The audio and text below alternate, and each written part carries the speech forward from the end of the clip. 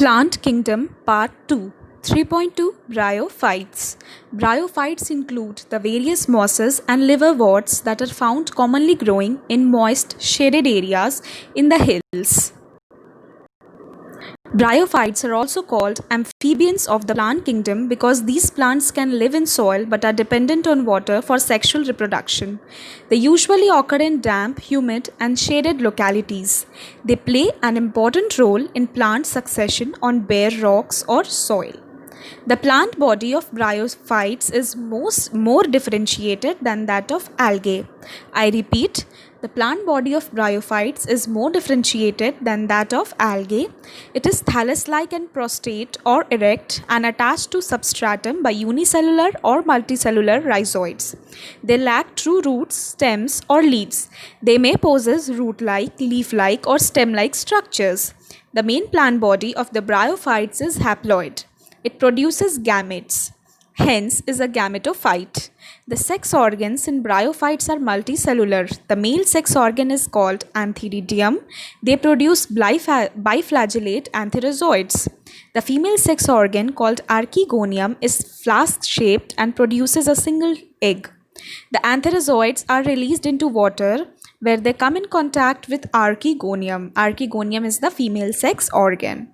An antherozoid fuses with the egg to produce zygote.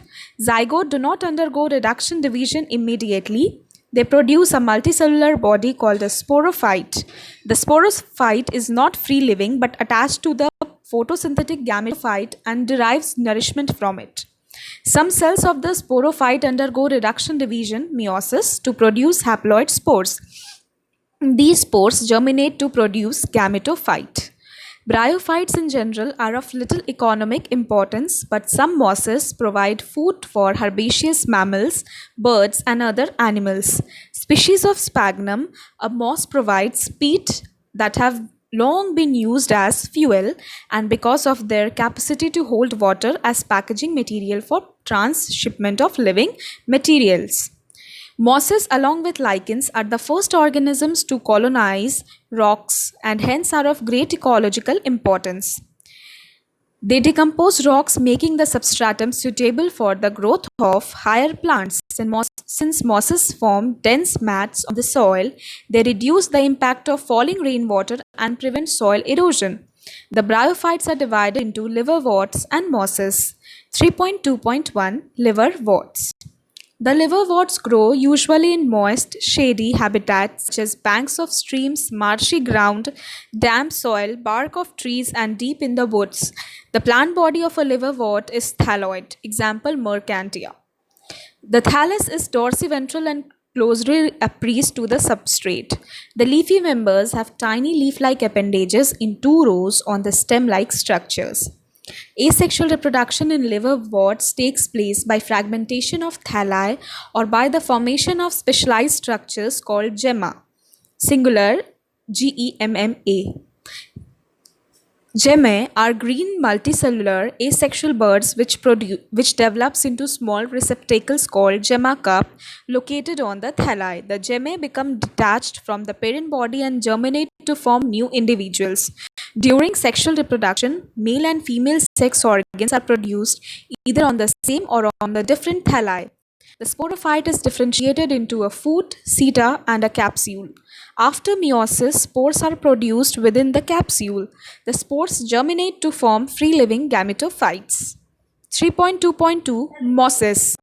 3.2.2 Mosses. The predominant stage of the life cycle of a moss is gametophyte, which consists of two stages. The first stage is the protonema stage, which develops directly from a spore. It is a creeping, green, branched, and frequently filamentous stage. The second stage is the leafy stage, which develops from the secondary protonema and lateral bud. They consist of upright slender axis bearing spirally arranged leaves. They are attached to the soil through multicellular and branched rhizoids. This stage bears the sex organs. Vegetative reproduction in mosses is by fragmentation and budding in the secondary protonema. In sexual reproduction, the sex organs antheridia and archegonia are produced at the apex of the leafy shoots. After fertilization, the zygote develops into a sporophyte consisting of a foot, seta, and capsule. The sporophyte in mosses is more elaborate than that in liverworts. The capsule contains spores. Spores are formed after meiosis. The mosses have an elaborate mechanism of spore dispersal. Common example of mosses are Funaria, Polytrichum, and Sphagnum. 3.3 Pteridophytes. The pteridophytes include horsetails and ferns. Pteridophytes are used for medicinal purpose and as soil binders. They are also frequently grown as ornamentals. Evolutionarily, they are the first terrestrial plants to possess vascular tissues, xylem and phloem. I repeat, evolutionarily, pteridophytes are the first terrestrial plants to possess vascular tissues, the xylem and the phloem. You shall study more about these tissues in chapter 6. The pteridophytes are found in cool, damp, shady places, though some may flourish well in sandy soil condition.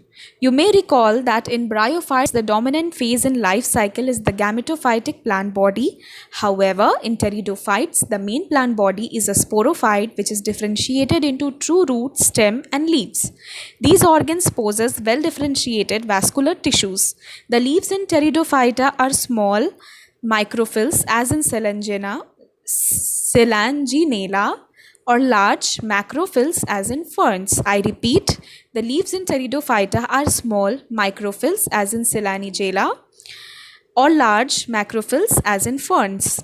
The sporophytes bear sporangia that are subtended to by leaf-like appendages called sporophylls. In some cases, sporophylls may form distinct compact structures called strobili or cones. Selanigella equisetum. The sporangia produce spores by meiosis in spore mother cell. The spores germinate to give rise to inconspicuous, small but multicellular, free-living, mostly photosynthetic thalloid gametophytes called prothallus. The gametophytes require cool, damp, shady place to grow. Because of this specific restricted requirement and the need for water for fertilization, the spread of living pteridophytes is limited and restricted to a narrow geographical region. The gametophytes bear male and female sex organs called antheridia and archegonia respectively. Water is required for transfer of antherozoids, the male gametes released from antheridia, to the mouth of archegonium. Fusion of male gamete with the egg present in archegonium result in formation of zygote. Zygote therefore produces a multicellular, well-differentiated sporophyte, which is the dominant phase of the pteridophytes. In majority of the pteridophytes, all the spores are of similar kind, such plants are called homosporous. I repeat, in majority of the pteridophytes, all the spores are of similar kind. Such plants are called homosporous. Genera like Selanigella and Salvinia, which produce two kinds of spores, macro, large, and micro, small spores, are known as heterosporous. The megaspores and microspores germinate and give rise to female and male gametophytes respectively. The female gametophyte in these plants are retained on the parent's sporophyte for variable periods. The development of zygote into young embryos take place within the female gametophytes. This event is precursor to the seed habit, considered an important step in evolution.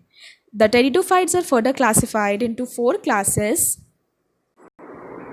Psilopsida, Psilotum, Lycopsida, Selanigella, Lycopodium, Sphenopsida, Equisetum, and Pterosida, Dryoteris, Teris, Adiantum. Thank you.